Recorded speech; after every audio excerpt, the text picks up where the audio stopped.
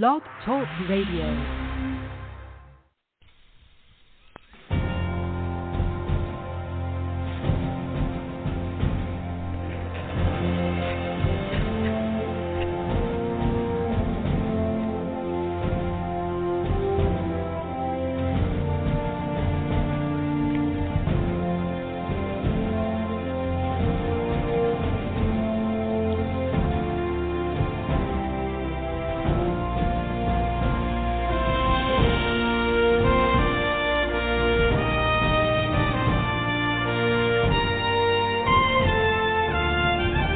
Welcome, ladies and gentlemen, to the Medlock Post radio show. This is where we educate, entertain, enlighten, and empower.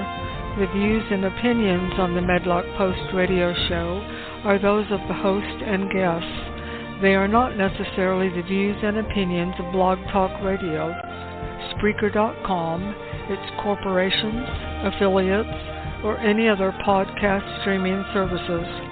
Thank you for joining the show today, and here is your host, Richard G. Medlock.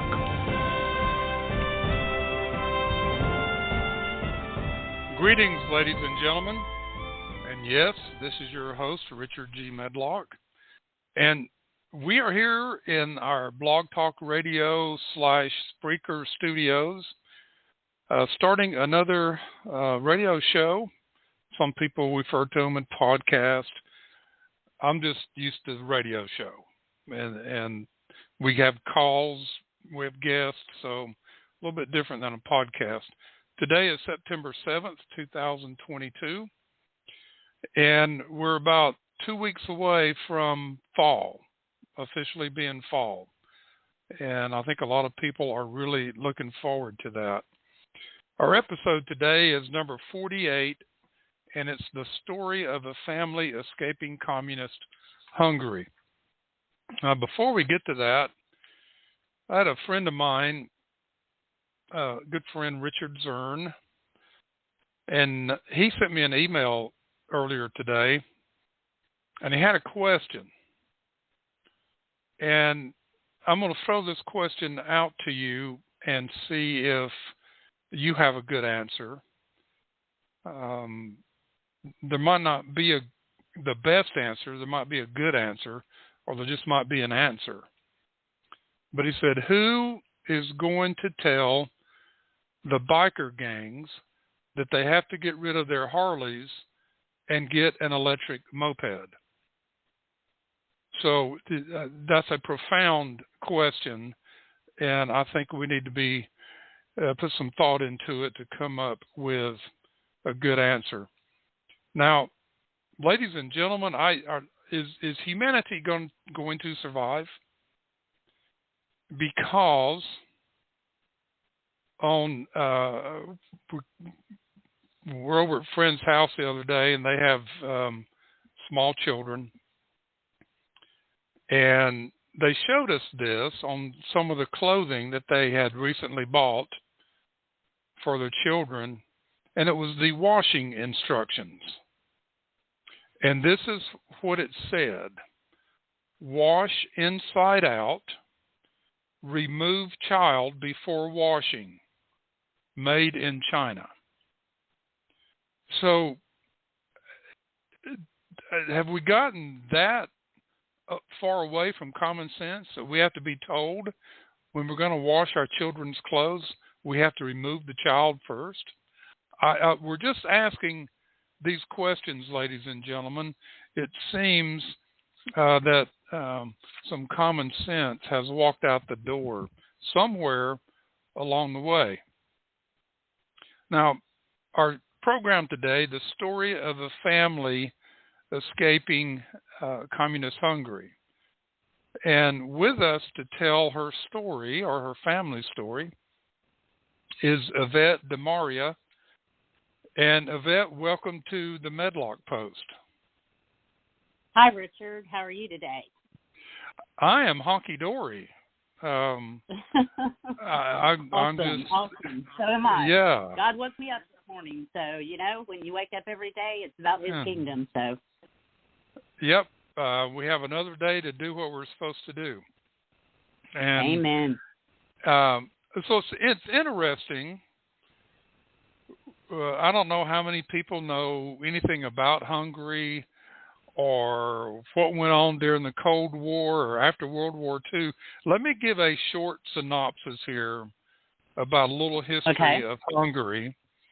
And Hungary was proclaimed a kingdom on March 23rd, 1920, although the throne remained vacant. Okay, on October 10th, 1919, the Treaty of Saint-Germain recognized Hungary's independence from Austria. The Treaty of Trianon, signed on June 4th, 1920, defined Hungary's post-war boundaries. So this is when Hungary was created. And so I think a lot of people are sitting there, okay, Hungary, all right, it's right there by Austria, near Germany. It's Eastern Europe, folks. Well, prior to 1989, what was Eastern Europe? It was what we called behind the Iron Curtain, which meant that it was controlled by the USSR, Russia, and they were communist nations. But something happened prior to 1989. Yvette, do you know what happened in 1989? Yes, the wall fell. The Iron Curtain collapsed. You know, Soviet communism fell. The wall came down. That's right. Russia collapsed, yep. And Mikhail Gorbachev, who was the leader of Russia at the time, just passed away last week, and it collapsed. President Ronald Reagan was putting pressure on them. They were out of money. They were suffering, and President Reagan just kept pushing them and going after them. And in his famous speech at the Berlin Wall, he said, "Mr. Gorbachev, tear down this wall." Amen. Well, and I was a teenager watching that, you know.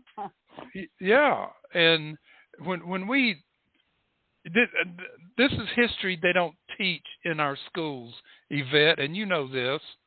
And this is what's lost. These histories of, geez, Eastern Europe, there was communism all over the place.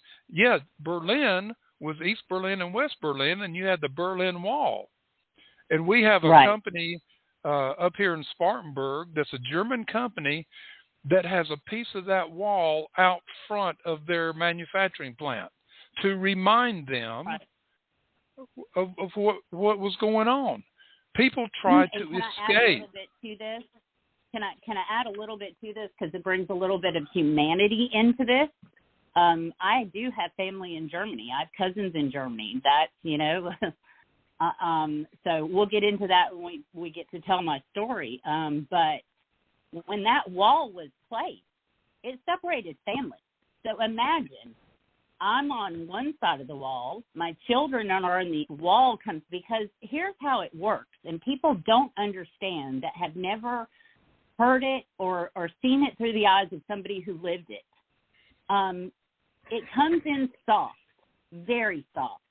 It comes in offering you free this, free that. Oh, it sounds like a beautiful thing. We're all going to work together. But, you know, our hearts aren't built that way, Richard. We all have this thing inside of us called free will. And just because I think it sounds great doesn't mean my neighbor's going to want the same free things, right? So then conflict starts happening, and then what happens? The boot has to come crashing down. And when the boot comes crashing down, it happens instantly, almost like the FBI coming into your house at 2 o'clock in the morning. Bam, there goes the door. They're in your house. That is communism. And when that wall went up, if the mom was on one side and the children were on the other, Richard, that whole family was separated. Just like that, the snap of a finger, done. So when that wall came down, there were families reunited that hadn't been able to hug, talk, you know, communicate with each other unless they did it underground for fear of death. This is what Americans don't understand. They lived under constant fear of death. It was a daily thing. And you had to watch what you say. Waking up every morning. Yeah, waking up every morning. And if you look at somebody wrong, you could be shot on sight. Look at a soldier wrong. Yeah, I talked about the differences yesterday in my program about socialism, fascism, and communism. But I also explained that all three of those isms brought on slavery and death. Nothing else. Slavery Amen. and death. Yes. That's how you describe those three isms. And then the other ism is capitalism, which brings about freedom and prosperity. It is that simple, folks. It's that simple. It's that simple. I know. It's that freedom for all. You know, we don't in capitalism. I'm a small business owner. I am a small business owner. I mean, you know, from my home, I have a great, successful small business, and I'm now a realtor, and that's a small business. So now I have two. That's unheard of under communism, especially for a female. That's unheard of. Oh, yeah. Unless the government granted, and here's the thing, unless the almighty government said, Yvette, you can have your own business. But here under capitalism, I can just wake up one morning and say, you know what, guys, I'm going to do my own business. And boom, there I am. I'm going to start There's a widget business. Yeah, here I'm going to start a widget business, and here we go. And here that's we what go. you do. Right? That's it. You get your.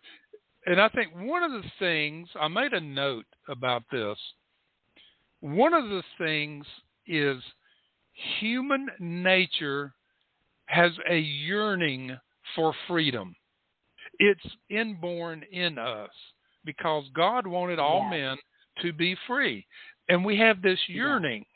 But then you get a government that wants you to be a slave, that wants to do everything for you. And I put out a warning yesterday. I said, part of fascism is that they will provide everything for you. And I says, we've got to be careful in this country not to get into that system. When you talk about free this and free that, it is steps to take over your life and provide for you. And we've seen that in a lot of the population. And I look at that and I say, they're slaves to the government system. And this is part of socialism taking over. Yeah, well, that's the plan. You know, that is the plan. The plan is that government and the elite in government get all the wealth, and everybody else is made the same. So you have no more poverty. I mean, everybody's in poverty, okay? You'd have no more middle class, upper middle class, you know, upper class. You have none of that anymore. You have none of working for your own merits anymore. In fact, in most communist countries, the children are taken away from the parents at a very young age and put into specific schools where the government feels that you're going to be the best. So you're great at arts and entertainment, right? You know, your child at 2 or 3 shows progress in that. And guess what? Parents push for their children to go away. Why? Because, you know, if you get into something that is a skill, at least they know that child will be provided food and shelter as long as they work. But who are they working for? The government. Yeah, they're not going to get rich off of it. No, but the children no longer belong to the parents. And the parents, I mean, talk to anybody in communist China or lived under communist Russian rule. I mean, this is what happened. You know, they see their parents or saw that, you know, when the government allowed it.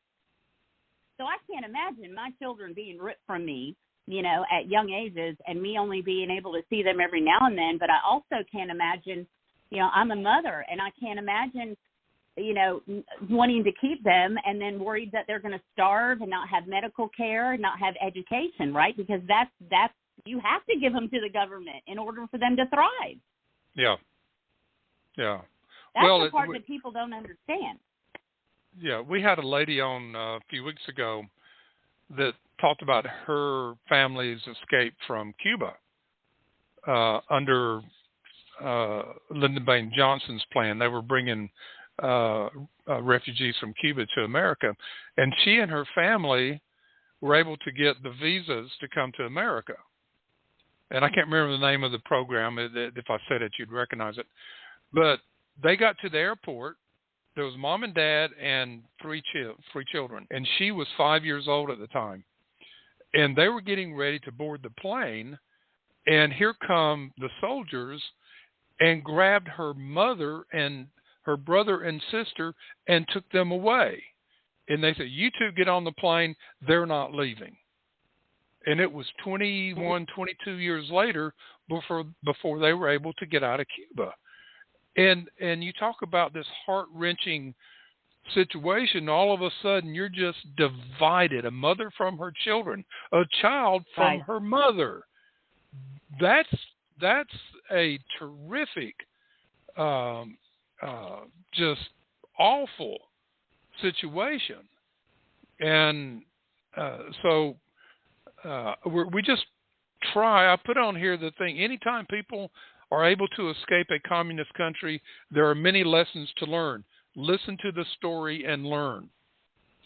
So what are some things, Yvette, I'm kind of putting you on the spot, that our listeners can learn from your story? I know you hadn't told it yet, but what are some things they can learn?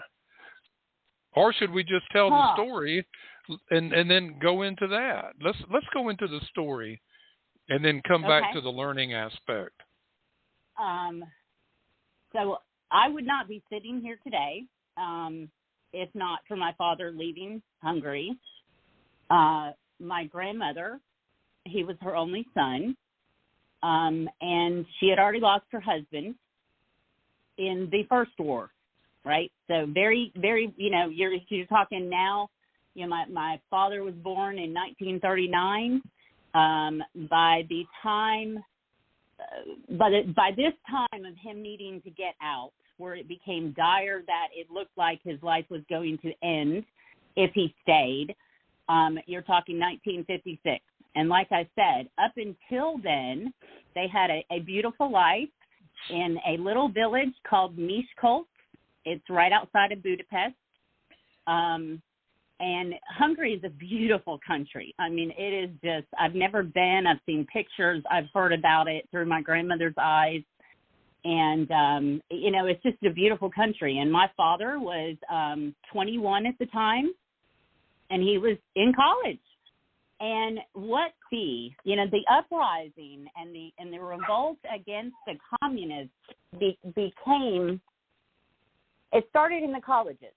So different than here, right? The kids in our colleges are screaming for socialism. Yet the students over there in Hungary were all pushing back against it. And it was soft socialism. That's what they were starting to see. The rationing begin with food. They were, starting to see the government telling them things. But it wasn't the government, right? They were already being taken over by soft socialism. Russia had a hand in it, and that's what they do. So I look at what's happening right now, and it's a direct correlation. What's happening to Taiwan with China, what's happening to the Ukraine with Russia. I mean, I know there's people out there that know what's going on because we've seen this before. So my father, 21 years old, in college, all of a sudden tanks are rolling into villages and countries, and they're literally just shooting people because that's what they do. Okay, it starts out beautiful, utopia, and then in an instant, bam, people are getting shot in the street. So he slips and runs home because everybody at school is talking about this. We're going to be shot. They're looking for us. They want to stop this uprising because the students had to revolt because the students saw we're losing our country. We're losing our freedoms day by day. What's happening? Something bad is coming, right? Kind of like the way I felt for 20 years in America. I have felt something bad is coming because I'm watching history happen before my eyes. So I wasn't around at that time because I'm only 53, but my father's in his 80s. And I wouldn't be here at this time because had he not escaped Hungary, I might not have ever been born. So he's 21. We have family in Germany. We have cousins in Germany, and we have cousins and family in America at that time that have already moved and become a part of American society. he has a third cousin, which was my uncle. He's, you know, rest in peace. May he rest in peace. And he grew up in Queens, New York. But his mother grew up with my grandmother in Hungary. So that's the picture. We have family in Germany. We have family in America. And my grandmother is looking at her only son and saying, son, your name is on the list. They're looking for you. You've got to get out of here. And in an instant, the decision was made that when night fell, he was out of there. He took everything he could, fit into a bag. He packed him, you know, salami and bread. I mean, just enough to get him by. And she said, you're going to have to get to our family in Germany. He left that house, never knowing if he was going to see his mother again, alone in the dark. And think of this. There are soldiers all around. There are Russian soldiers all around. They're being told to hunt these kids down and shoot them. He had already witnessed his friends getting shot right there in front of him in the square, and them saying, you know, this is going to happen to all of you people, and them trying to get people to tell on each other. So where is my father's name is Ferenc. Where is Ferenc? Where is he? We need to find him. We'll pay you if you tell him where, you know. So this is what's going on. And I can't even imagine at 20 or 21 having to make a decision like that. Like, it makes me tear up to think about how that must have felt for him. So glad he tells me and told me these stories, because he was basically a refugee. He had fled his country. He was walking. He didn't have a car. He didn't have money. You know, he had very little food. And he did what he had to do to survive. I think he said he had a knife, and that's what he used to hunt and to. I mean, he was camping out at night. I mean, it's crazy. He was a refugee, and you know, he doesn't talk a lot about what he encountered along the way. But I think he encountered some good people that may have helped him along the way, or he just did it all by himself. But fast forward, he makes the trek. He's scared to death. Now, let me paint the picture for you. The man still will not go back to Hungary, even though Hungary and the Iron Curtain fell in 1989. He still will not get on a plane to go to Hungary because he fears his name is still on the list and he will still be shot. Well, that's a good point, so because Hungary is not really a great government, you know, even though it went down. And a lot of people, Hungary and like the Ukraine, a lot of people, we're sitting here, okay, Russia attacks Ukraine, but folks, Ukraine was a communist country. Zelensky, they're making a hero out of him. But I used to work with a couple of organizations, worldwide organizations, that help refugees get to America or other safe places. And one of the biggest groups of people they brought into the country every year was from Ukraine. I know a lady here in the upstate. She's still she had been working for years to get her parents and her sister and her sister's son to America. And then of course the war broke out, and I talked to her, and she says, I can't reach them. I don't know where they are. I don't know if they're alive, if they're getting out. Now, she has heard from them since, and they are safe. They did get out of the country. But Ukraine and Russia and a bunch of those countries that were in the communist bloc of Eastern Europe didn't really improve their ways that much. They embraced a little bit of capitalism, but for your dad to still have that fear, because Russia still calls the shots in a lot of those countries. Yes. You know, and I know he still has that fear because, you know, in 1989, so I graduated in 1987, and in 1989 when it fell, I was like, Dad, you know, finally, let's get plane tickets, let's get passports, let's go to Hungary. And his face, I mean, literally, when I say the color came out of his, you know, face while he was looking at me, I mean, he just looked at me and he goes, that can't happen. Your last name is my last name. They'll take you.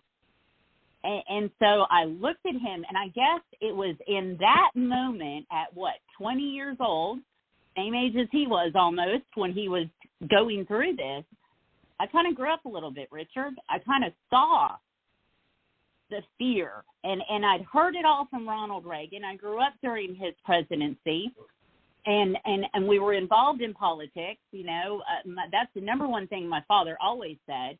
You pay attention. You pay attention. Yes. But he would yell at the news back then, and I would sit there and say, why are you yelling at the news? Because I grew up thinking the news was telling me the right thing. But yet he grew up with a lot of propaganda being thrown at him, so he never believed the news. So when this fake news came about, let me tell you, Richard, it's been going on a very long time. Because very long time. It actually started in the 60s. I remember this. Right. During the Vietnam War. And they propagandized the Vietnam War, and this is when it really all started. And so let me go back to that. So the Vietnam War has repercussions on my father again, because here's the thing. So let me just go backwards a little bit. So he gets to Germany. Somehow, some way he gets to Cousins, but he still doesn't feel safe. So, again, he spoke Hungarian and he spoke German. He spoke not a lick of English. So, he did not know English yet. But the Cousins that he got to were literally hiding him still. So he wasn't free to walk around like a normal citizen in Germany either, because he was a refugee. Somehow, well, you still had East. You had Germany going fascist at this time. Yes. And it was dangerous. It was dangerous for him to stay in Germany. So somehow, some way, we had a cousin who had a friend, and you hear this a lot when they escape communism, right? You hear this a lot. Somebody had a friend who had a friend who had a friend who was high up, who could be trusted. They got him out of Germany to America. He lands in New York. And he is, let's see, I think an age difference, maybe 5 or 10 years between him and my uncle. My uncle's younger and he's older. And they take him in. My uncle's family takes him in. So they kind of, in their early 20s, rebel rousing together, right? Because now he feels safe. He's in America. Now my uncle has a buddy who doesn't speak English, but very handsome, The Hungarian people, I will say, let me tell you, they are handsome. They're like the Italians, they are handsome men. And my father will get tan being in the house. He's got that beautiful, olive complexion skin year-round and bright blue eyes with dark hair. So, very handsome guy. He learned English by literally watching the television and reading magazines, and my uncle would help him, and he learned enough to join the military. He went in as an enlisted infantryman, went to school at night because he saw the helicopters and he fell in love, because he said, when I'm up in a helicopter and I'm flying, I have full freedom. I am in control. Nobody controls me. I control the helicopter. So that was his goal. So he did go straight from enlisted, and then had his 4-year degree, put in for officer candidate school, warrant officer candidate school, made it, became a Huey pilot. Vietnam broke out. He was 34 years old. And he went. In his eyes, I wasn't around yet. So I was born in 1969 when he was over at his second tour in Vietnam. So, my parents met. This is how I came about. My parents met. You talk about a small world. My mother grew up in Pennsylvania with her family. And my grandfather was the first conductor on the Pennsylvania-New York line for the train. He was the first conductor to actually make the trip from the Pennsylvania to New York. So there's, history there. My mother grew up in Allegheny County. But they knew people in Queens, New York, right? And they knew the same people that my uncle and my dad, who is staying with them, know. Now, my dad, I think at that time, was stationed in Norfolk, Virginia. And he came in for a wedding. And my mother's family from Pennsylvania brought her in for a wedding. And they met, and 3 months later they were married because he was going back overseas, right? You know, he was a pilot. He felt like he always tells me, I said, Dad, you know, how did you feel about Vietnam? And how did you feel about, you know, when you would come home and people would say you were doing something wrong? And he would always tell me this, listen, Yvette, I'm fighting for the country that saved me, fighting for the country that gave me everything that I have, that gave you everything that you have.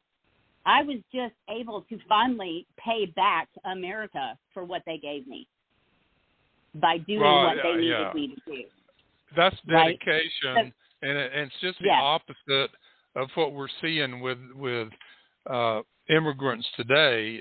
When I say immigrants, these illegal immigrants that are being brought in or allowed in to cause problems. Now, let me ask you this about your dad. Did he eventually become a citizen of the United States? Yes.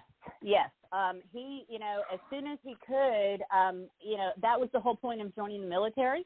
When you join the military, it was much easier to become an American citizen. Yes. Because you know, they own you, right? So you owe them years, and you become an American citizen. So he put in his years. By the time he became a pilot, he was an American citizen. So by the time I was born, I was a dependent of an American citizen, and, you know, being my father and mother. So he didn't marry her to get his citizenship. He had it when he met her in his 30s. Yeah. So you're talking from 21 to 34. Look at everything he did and accomplished in America. Well, and it's really interesting because they come here. He felt obligated to a country that provided freedom. He felt obligated to fight for this country. He felt obligated to do what is right. Now, I want to, I copied the... And can I say this one thing about what's going on in the country right now with children and kids that aren't respecting our flag and aren't respecting our country? Yeah, that was not allowed in my house. Yeah, that was not allowed in my house. You know, that was, you hit the highway if you're going to pull that kind of crap. You know, you stand for the pledge, you put your hand over your heart, and you kiss the ground that you're standing on, that you're in America, little lady, because there's so much outside of this country that you don't even know about. And I'm not going to tell you because you don't need to know about it now, but you need to know there is evil out there, and you're safe here in America. And so guess what, Richard? I've got 4 kids that put their hand over their heart and stand up for that flag. And if they see somebody that isn't standing up for that flag, they fight against them. So again, and that is a great statement that you just made, because we've lost that in a lot of ways. Now it's starting to come back. I'm starting to see more flags flown. You got more school systems that are putting the pledge back in. Texas passed a law a couple of weeks ago that the sign "In God We Trust" is to be posted in every classroom in Texas. And so we're starting to see this. We had the lady on last week, Joni Bryan, from the 917 Society, and they're very successful putting constitutions into 8th graders' hands and some amazing stories. So when we start looking at what's happening, I read some articles this morning, I posted them on my blog, about education and what's happening there, and the looking more at the vocational training, the technical side of training, and preparing these high school kids for the future. But going back to yours, I want to go back, and there's an oath of allegiance. It's a naturalization oath of allegiance to the United States of America. Now, I'm going to read this oath, and then we're going to break it down and go through it, because your father took this oath. Remember standing and doing that, and remembers it very well. Like it's, you know, it's a birthday to him, basically. he remembers standing in his uniform taking that oath.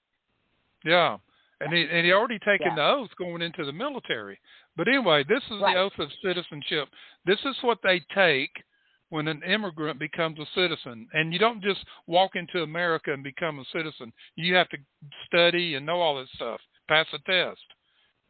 It says, quote, I hereby declare on oath that I absolutely and entirely renounce and abjure all allegiance and fidelity to any foreign prince, potentate, state, or sovereignty, of whom or which I have therefore heretofore been a subject or citizen, that I will support and defend the Constitution and laws of the United States of America against all enemies, foreign and domestic, that I will bear true faith and allegiance to the same, that I will bear arms on behalf of the United States when required by that law, that I will perform non-combatant service in the armed forces of the United States when required by the law, that I will perform work of national importance under civilian direction when required by the law, and that I take this obligation freely without any mental reservation or purpose of evasion. So help me God. This is Imagine having to take an oath like that denouncing America. See, so I did some work at the immigration office here in Charleston, where I live, because I wanted to see that. I'm very big on, letting people understand what their American rights are, because so many people I'm seeing move here don't understand. And so I volunteered and helped people understand voter registration. So I was a part of these ceremonies for about a year.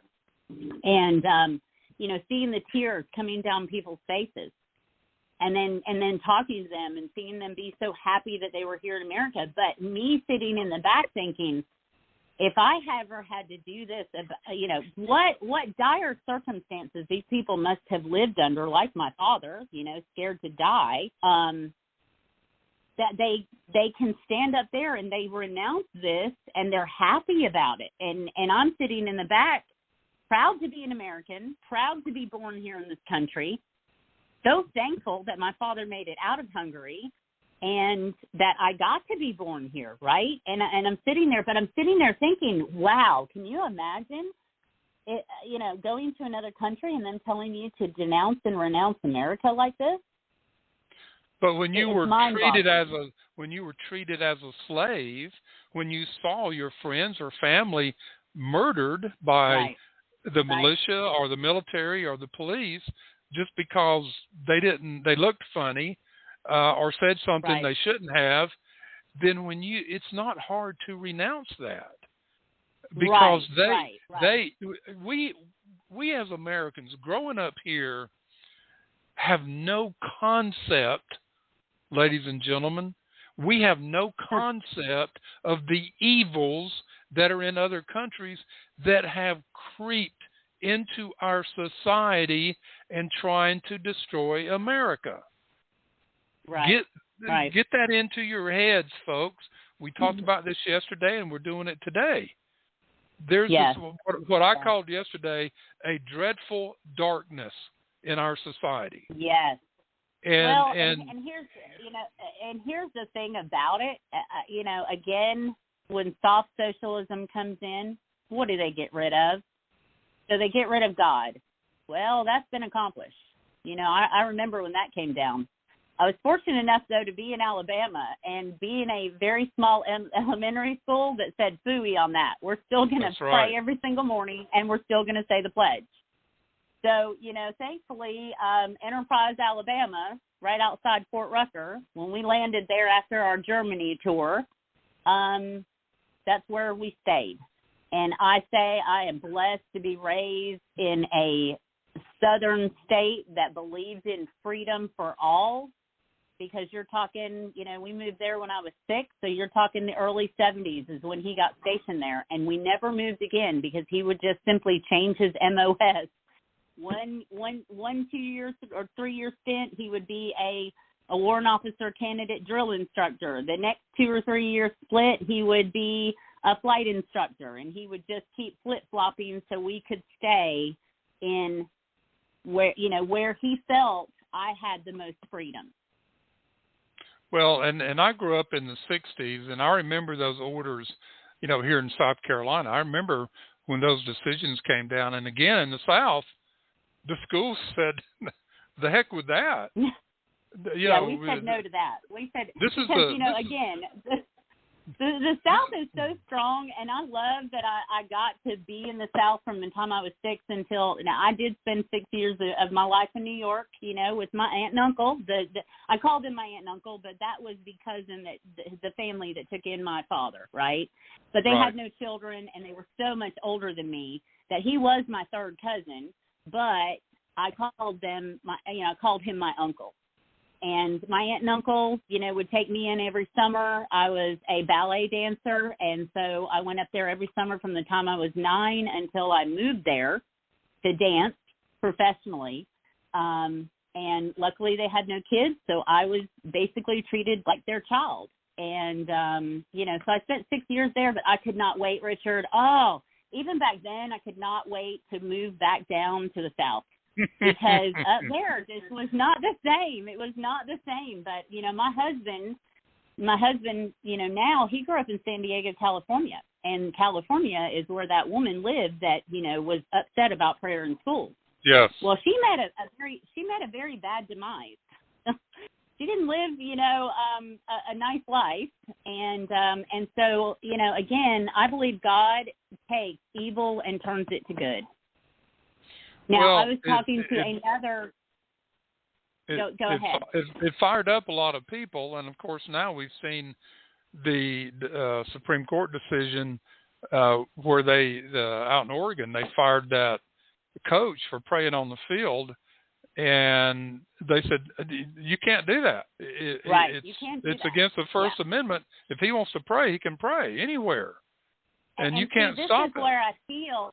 Right, and this is where I feel soft socialism started. So they got rid of God, and but I'll tell you, in our small, elementary school in Alabama, there were children, and if they didn't come to school, they didn't learn about God. They didn't have parents that would take them to church on a Sunday.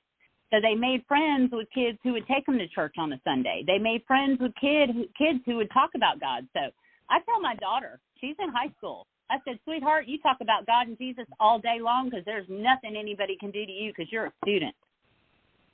And she does talk about God and Jesus to children all day long. And let me tell you, Richard, she is a light in that darkness of that liberal high school that she's in. But she just told me last night in a conversation, Mom, I know exactly why I'm at that school now, because kids are coming to her after this COVID debacle. They're so depressed, and they look at her. Why are you so happy? Why are you so joy-filled? And she tells them about God and Jesus. Because I have their peace.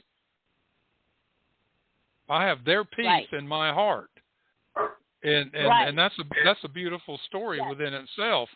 And I think that's where her example, just how she lives her life, whether she says anything or not. It's how, and your dog wants to get in on this now, right? Yes, so, you hear that. I'm sorry, Richard. That's okay.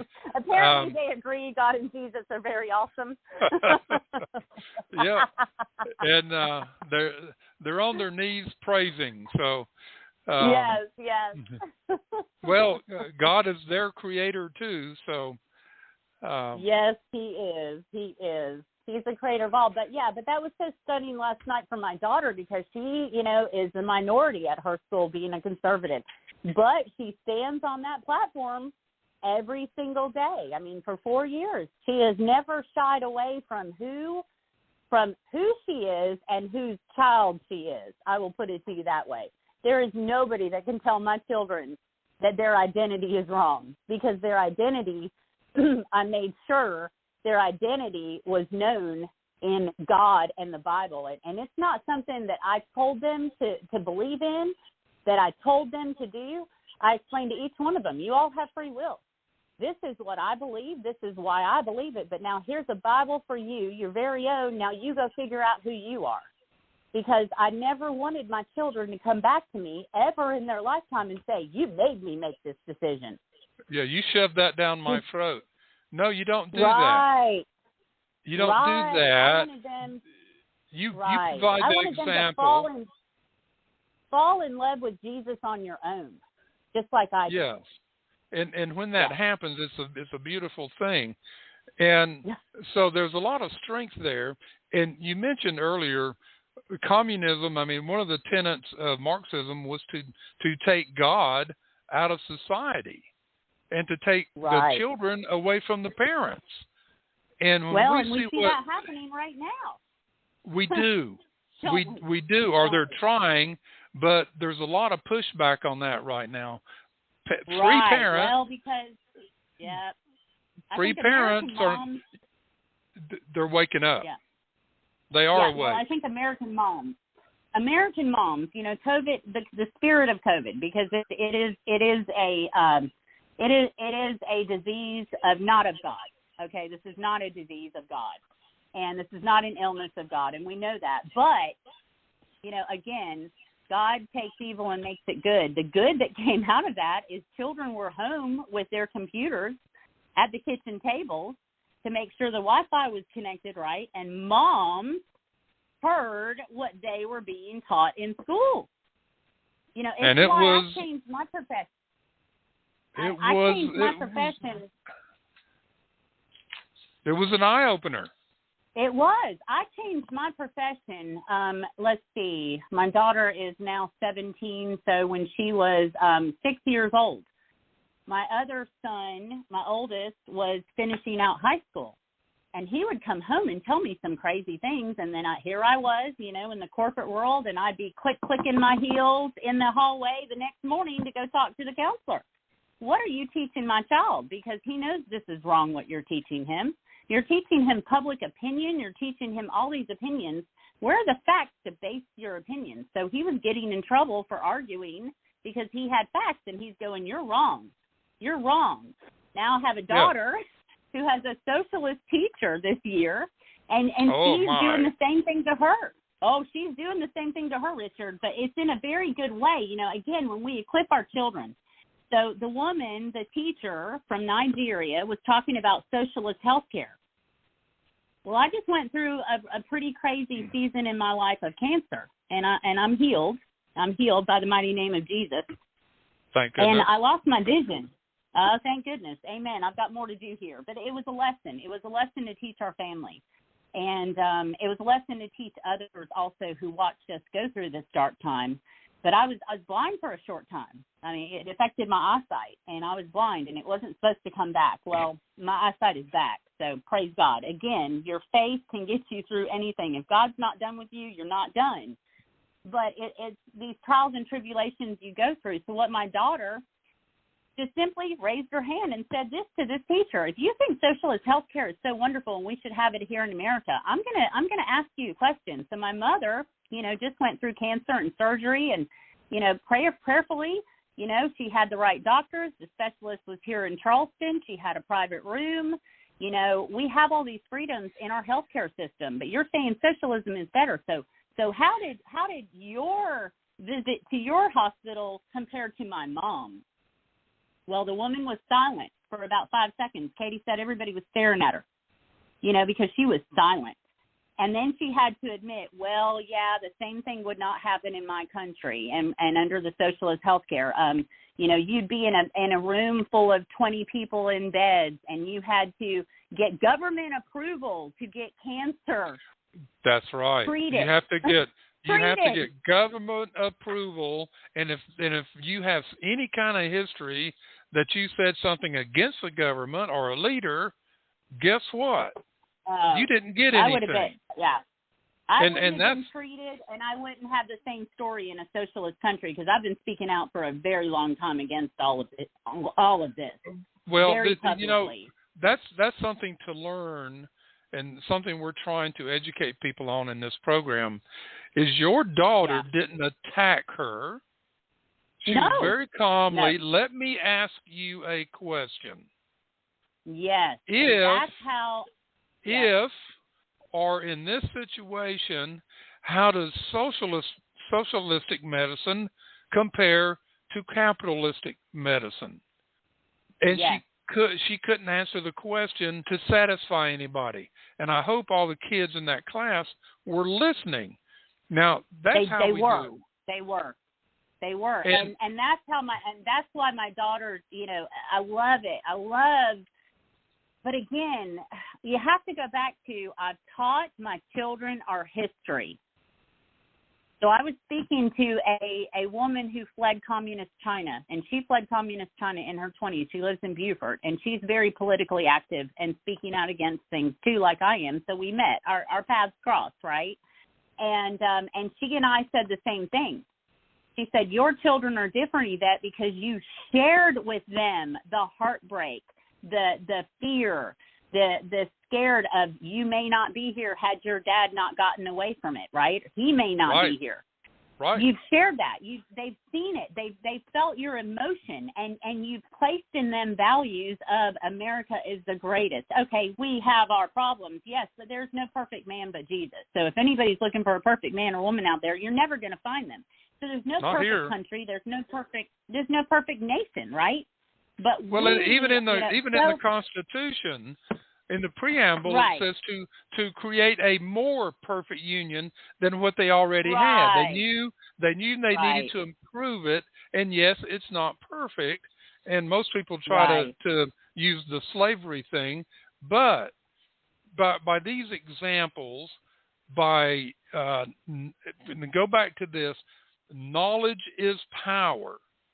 It is. Knowledge is power. This is how we fight those that have been indoctrinated into the fact to hate America, to hate the Constitution, to hate the Founding Fathers, and to basically hate freedom because they don't understand what freedom is.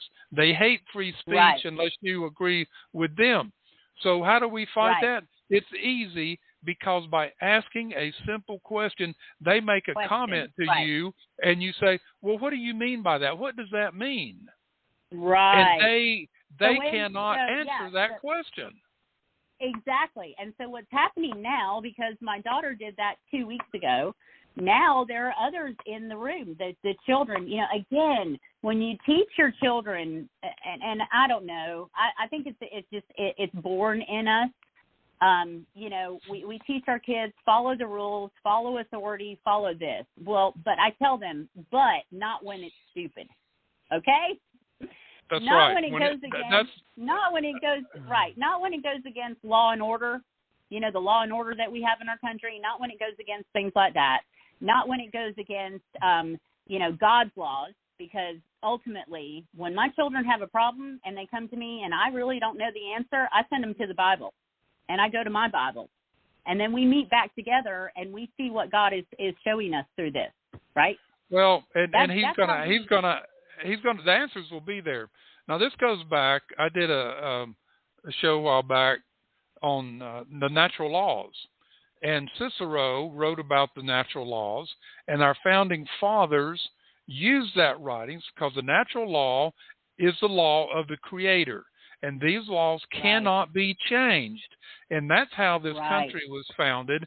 So when we have a question, we go back to God's law, Judeo-Christian values. Principles. And they said values.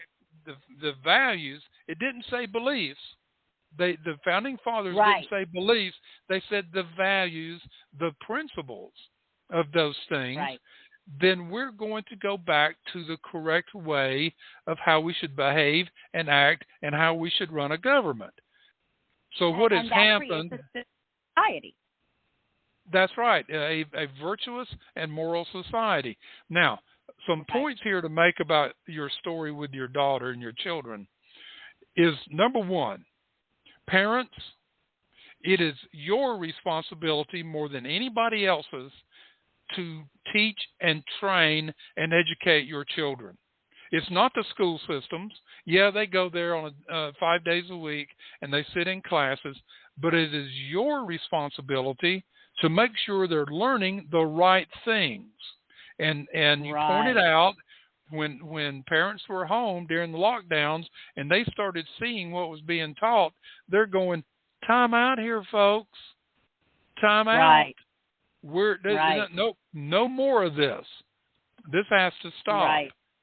And all of a sudden you have Moms for Liberty and out there training parents how to take over school boards, get elected, and that's happening.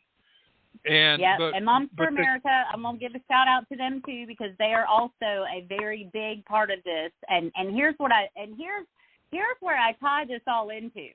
So I am a female. I am a woman. I was born in 1969. You know, they say all these horrible things about being a female these days, right? Well, Richard, there's not a day that's gone by. Now, I was a big tomboy. I think I shared that last time I was on the program. But I was a huge tomboy when I was younger. But it's just because boys do a lot of fun things. But there's no reason that a girl can't do the same fun things. I shoot. I have just as much fun at combat shooting as my husband does, okay? I mean, it's just the adrenaline rush. I love it.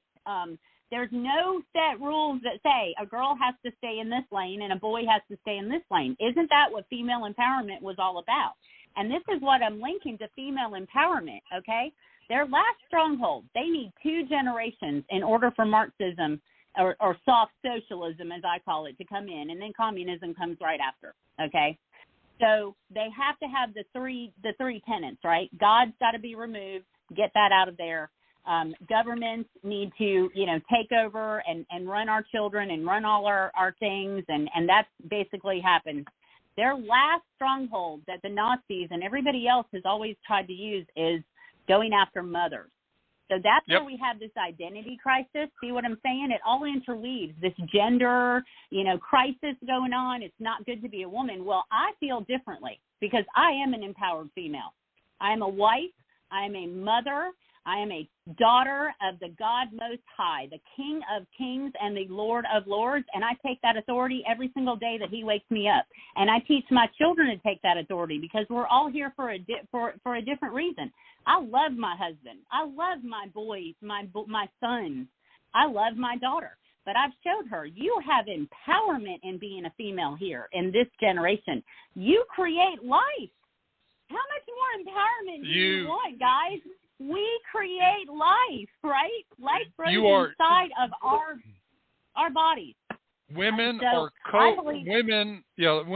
co-creators with God of life. Now, I know. It's amazing. How more sacred can you understand that? And right. that's what Satan has done, is taken that eternal sacred responsibility and just turned it into exactly. Just destroyed it in a lot of women's lives. Now I want to go back. Right.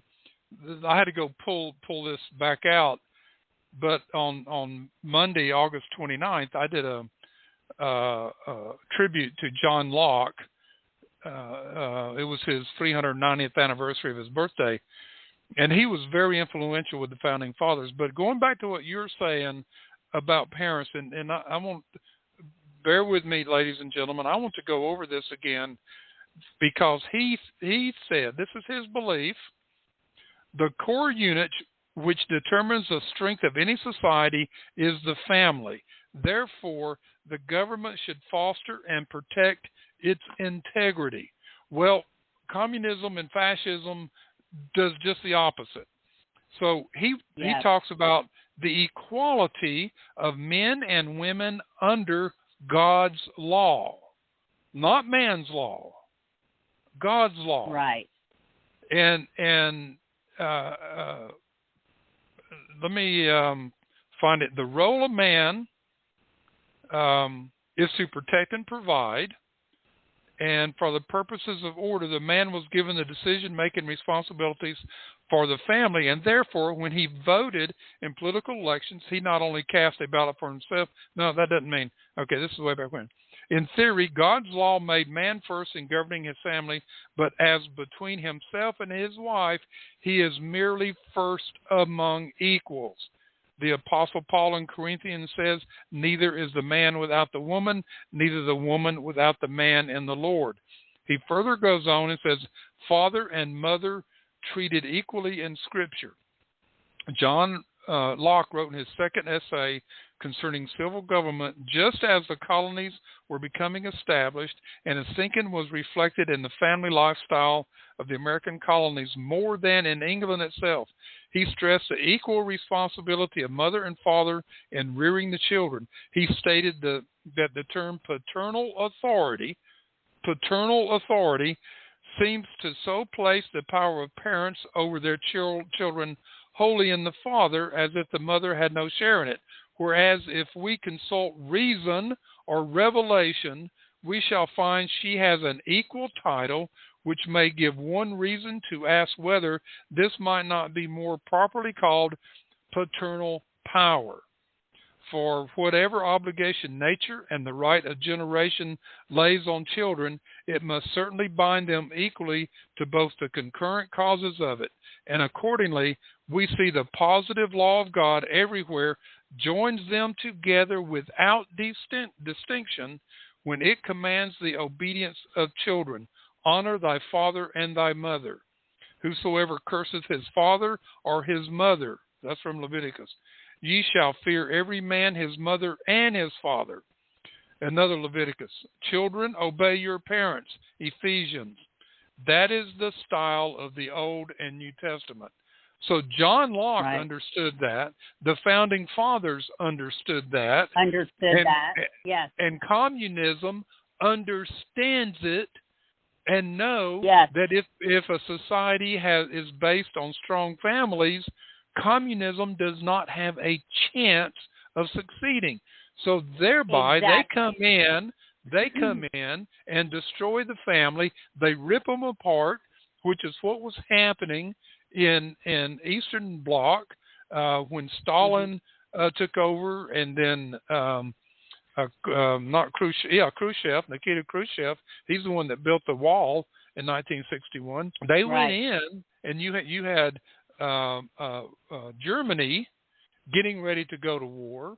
You had Russia, which was trying to take over all these countries and make them part of their purview, which they did after the war.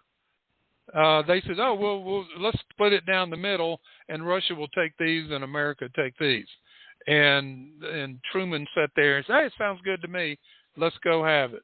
So anyway, it's folks, these stories, and this is why I want to keep having people on to tell these stories.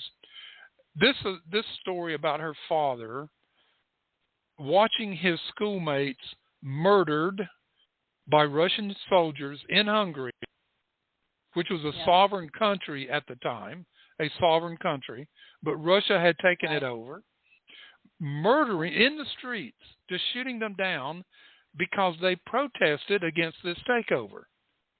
And then he got home, and his mother said, no, you need to flee. Yeah. Now, do we know what happened to her after that? So, really incredible story about that. So we, after the Vietnam War was over, so 1970, I was a year old. Well, it wasn't over, but, my dad raised his hand for 3 tours of duty. He wasn't ever told he had to go. He was already a military, paid military pilot at the time. So he went over there, just ready to go. We Were Soldiers is a great depiction of some of the horrific things he went through and saw, and he was actually shot down twice, once behind enemy lines. So if that tells you that God wasn't preparing him for that when he was in his 20s, then I don't know what is, right? So He made it. He made it through, behind enemy lines. He made it back to, his soldiers.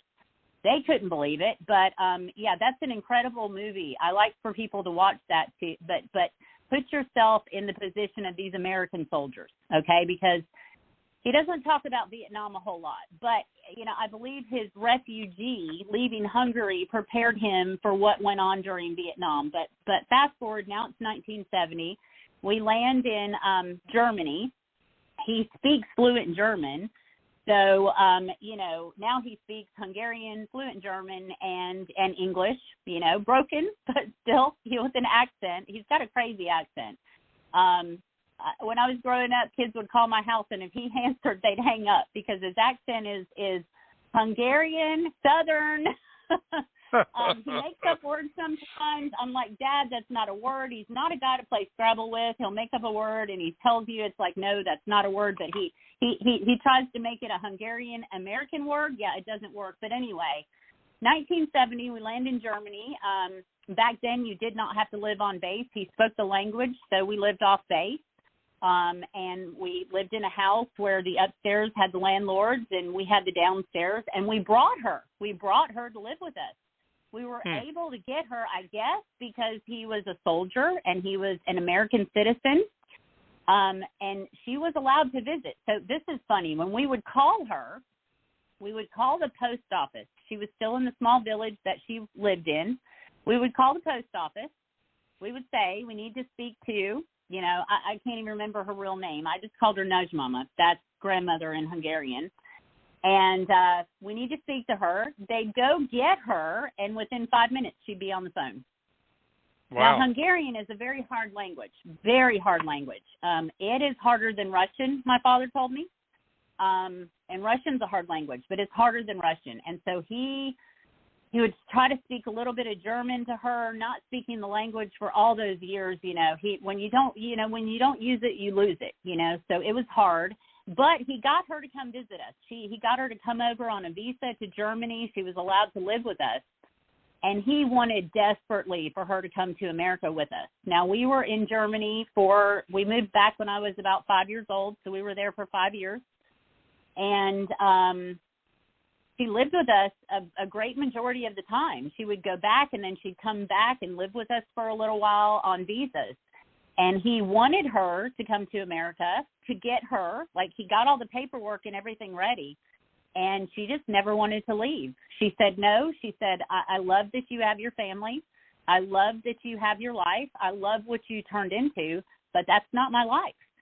Yeah. So when the communists came in, what they wanted is they wanted complete control. They really didn't mess with her. She's in a small village. She's an older lady. What does she have anymore? Her son, where's your son? I don't know. She was truthful. I don't know. I mean, he went out the back door, and I don't know. So she wasn't lying to people. She was an older woman, so she's already lost her husband. She's a widow now with no kids. She lives in this small village. They really didn't mess with her. What they were messing with are the younger ones. And this is what kills me about these college kids wanting socialism, because you're going to be the ones mostly affected by it, okay? You're going to be the ones that have to do what they say. You're going to be the ones that they come after, because that's how it was in Hungary. They were the ones being shot if they weren't on board. They had to have full commitment. So they figured the older generation is just going to die off. You know, who cares about them? But we want the younger generation. We want them to be our soldiers. You know, That's so right. Think about it. Some people are made to be soldiers. I feel like I'm a soldier for God right now. So some people have that inside of them, okay? But some people don't. Some people just aren't good at that. But imagine not having a choice. Here's a gun, shoot on sight. What? What? So there's a lot of young people that don't understand that, you know, that's maybe not in your DNA. But they're going to come down harder on you guys. Another thing to look at here is not only shooting, but how many times has the government said, oh, tell on your family or tell on your friends if they're talking bad against us or if they're talking bad about the vaccines. They're pushing that. That is communist activity, folks. Oh, that get your neighbors. Right. Oh, my God. So tell on your neighbors. Tell on your family. Turn family against each other. Yep. And and then all of a sudden, you tell on them, something bad happens to them, and you're going, hey, I did my civic duty. I'm a hero. Right. How could you not feel guilty, though, about that? I've heard from people in communist China. I mean, I hear there's still lockdowns over there. They still have people locked in their apartments. So imagine a padlock on your front door and you can't even get out the front or the back door. How do you get food? How do you... And watch this, folks, here in America. Here's some of the things to learn we're talking about here. This housing problem we're going to go through right now, this recession, this economic downturn that we're getting ready to go through is planned, folks. Yes. They're doing everything they can to do away with the middle class in America. Yes. And this housing thing goes back to the UN plan. It's called Agenda 21 to get everybody in central housing. Oh, you can't afford a home now. Go live in an apartment. Oh, we get everybody moving into these apartments. They're centralized. We can control them better. Yes. So that's, again, I tell people, if you don't look at outside of America, you don't see what is going on outside of your four walls. You don't, again, you brought up communist Cuba, right? Again, we had some people recently. I remember seeing this during the COVID when we were home a lot. I remember they snuck in with cameras and they were risking their own lives because had they been caught, they wouldn't be here today to share with us. But they were sharing, grocery stores in Cuba. So the aisles were all filled with garbanzo beans. Yeah. Aisle after aisle after aisle of garbanzo beans, guys. That's all that they had to choose from in this one grocery store, and a couple of drinks, but that was it. And so Americans, again, when I talk to other children of immigrants that know their family story, or I talk to actual immigrants, legal immigrants that come here and why they come, because I try to talk to as many people as I can about these things, again, they tell me the same thing. We need to share these stories with others. We need to tell our families' legacies. We need to share the heartache and share the turmoil with our kids. Gone are the days of sheltering your kids from trouble. Trouble is at our door, guys. Don't you want your children equipped to deal with trouble?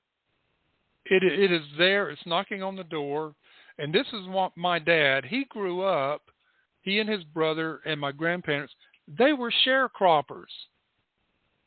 And he told me story after story after story of the hardships that they went through. And he worked hard and made sure that we got a good education and that we could go. I was the first one in the family to go to college. And he says, we need to do this. But sharecropping, you didn't own the land. You worked for somebody else. And they were lucky. They had a 4-room house for them. They had 2 bedrooms, a kitchen, and a living room with wood stoves and to cook and wood stove to eat. And so when we hear these stories in America, there are these histories of where we came from. And I go back, William Bradford, the governor of Mayflower, Plymouth Rock, for 30 years, was an ancestor of mine. And so to go back and study that history of why they escaped. Matter of fact, let me pull it up real quick. Excuse me just a second here, folks. I need to read this. Let me go back and see it. I sent it to me the other day. It was part of the genealogy of my family. And that's so cool. Their name was Boyd, B-O-Y-D, their last name. And come on, it's in my email somewhere. I get so many emails, folks. Anyway, I can't find it real quick. I'll have to pull it up and read it on story. But let me just say real quick. The Boyds and the Stewarts in Scotland were the two main power. I hate to use the word power, but they were the main thrust families in Ireland. Okay. And then Protestantism came into Ireland. The Boyds adopted and joined the Protestant religion. The Stuarts, I mean, they were intermarried.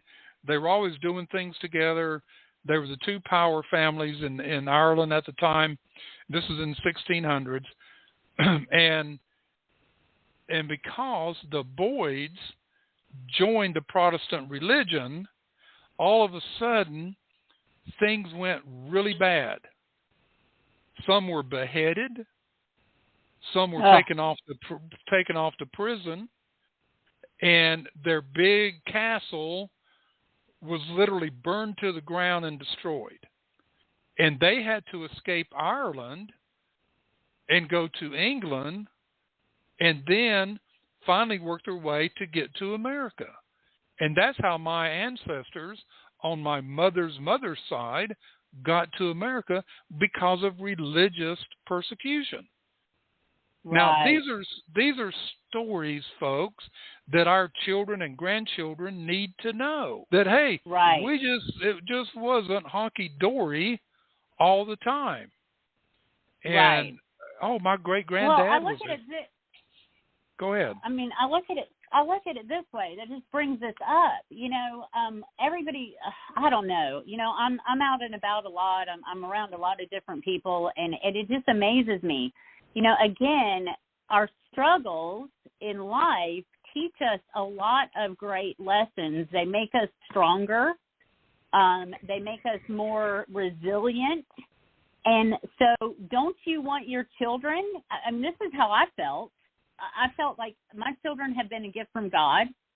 Again, God's common laws, He's given me this gift. I need to cherish it, nurture it, and teach it to be, teach them to be strong American citizens, right? Isn't that the whole point? To be strong, love your country, love of God, and freedom, and love of freedom, love of liberty, love of being able to come and go as you please. I mean, you can just keep going on and on.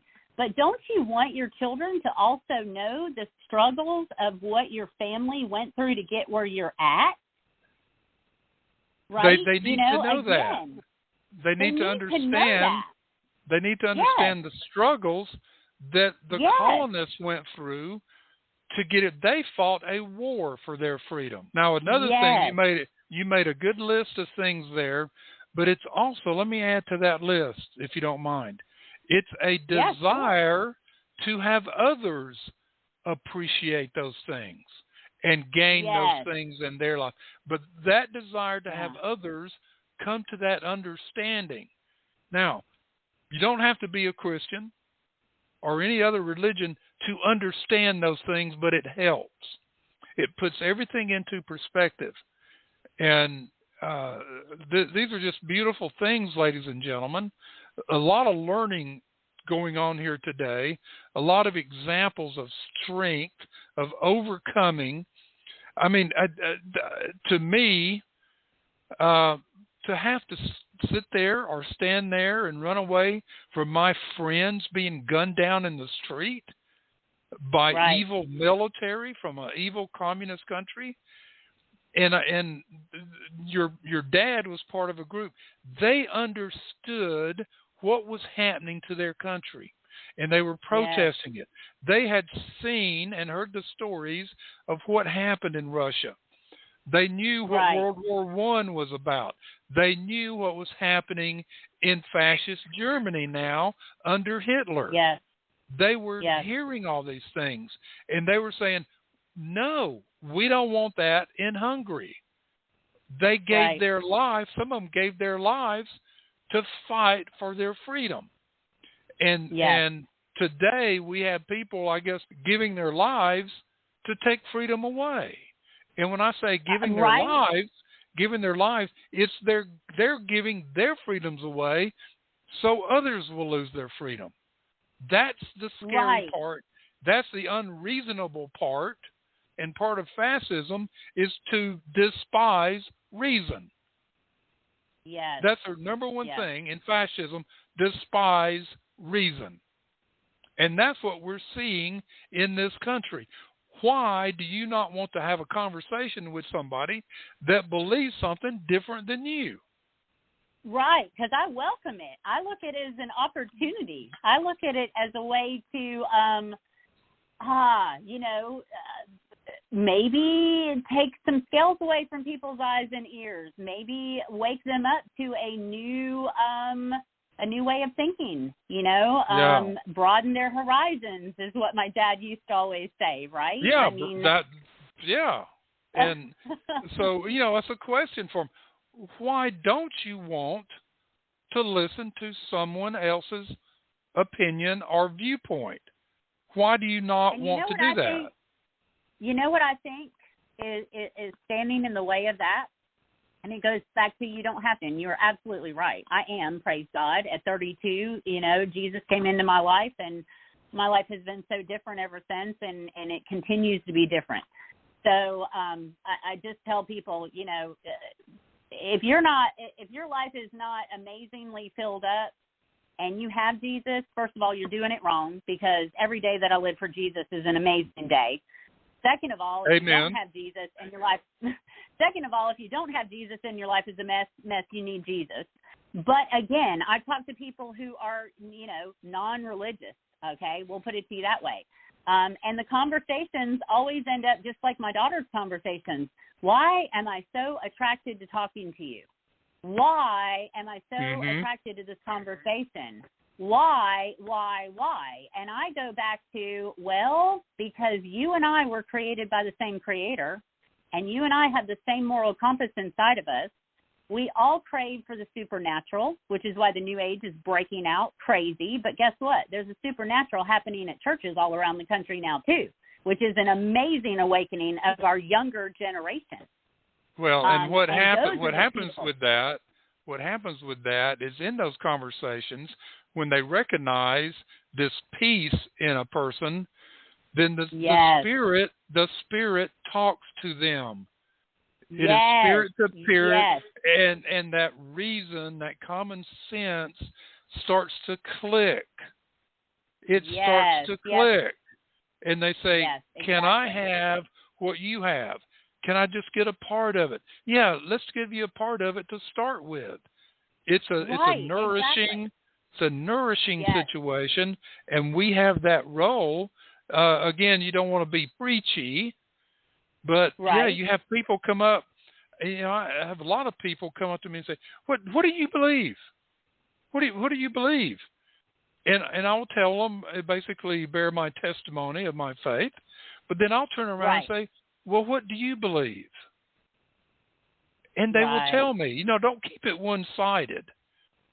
And they tell me about they tell me about their belief in Christ, or I've gone to church, but I really not really studied it. And I said, well, do you believe in Christ? Do you believe there's a God that created all things? Yes. Then there's our common ground. It's that common ground that we find with people. Now, we started back with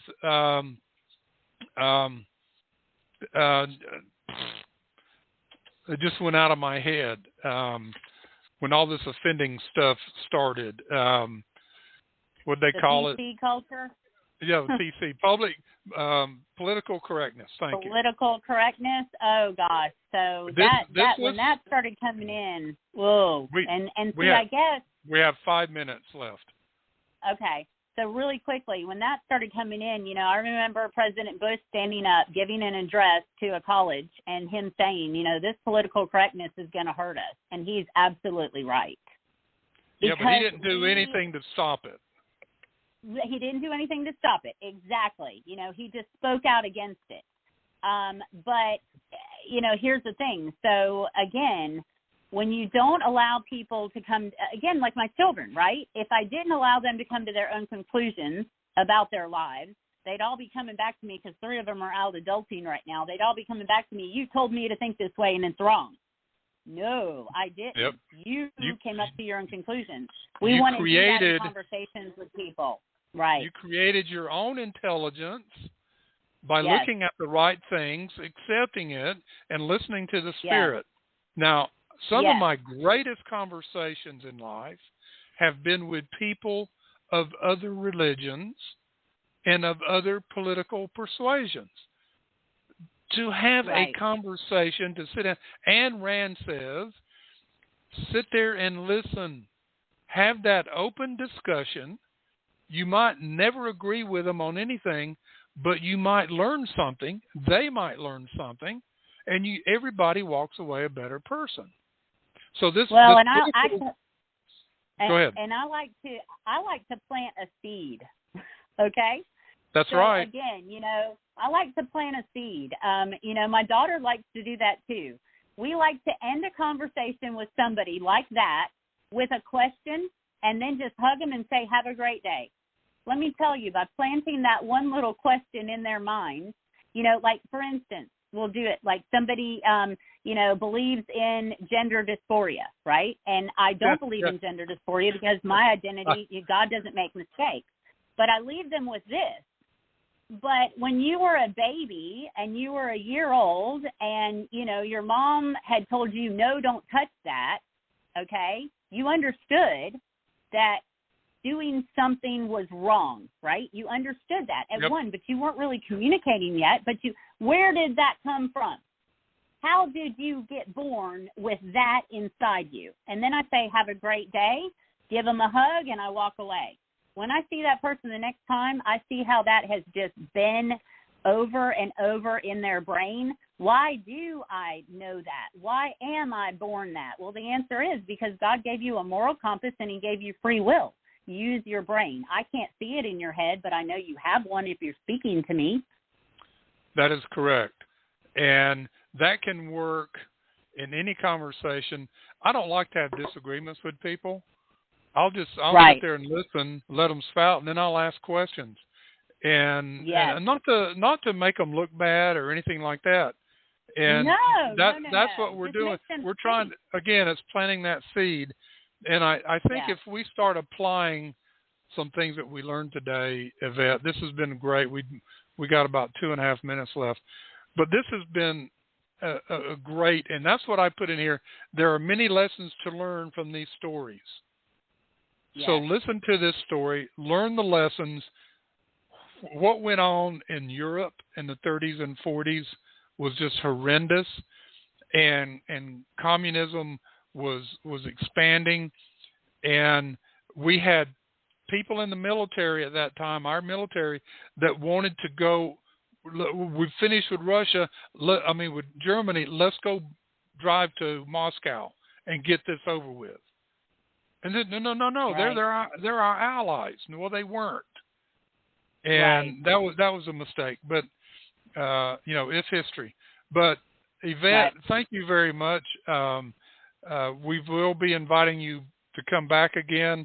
You're involved with Lady Up America with Diane Cannon. Amen. And that thing's rocking and rolling. I don't know if you saw the message from her yesterday that Governor DeSantis' office in Florida has reached out to her to kind of partnership in Florida. This, folks, the movement is happening. The movement is happening. And that's the true empowerment of women. I'm going to leave it like that. The true empowerment of women. You're about to see it. You're about to see it. Listen, I told Diane, I says, if we lose righteous women, it's over. We're done. It's over. Exactly. All right, ladies and gentlemen. I call all righteous women out there to lady up America. Lady up in your homes. Lady up in your regions. Lady up in your cities. Lady up in your towns. Lady up. Lady up. And it's all about America and freedom. Now, we are out of time. Thank you so much for being here today and working with us. We will invite you back. And so, Yvette, God bless you, the work that you're doing, and your family, and we're there with you. So have a great day. Ladies and gentlemen, thank you for being here today. And we'll go out with America the Beautiful. And have a great day, ladies and gentlemen. That's it for the Medlock Post today.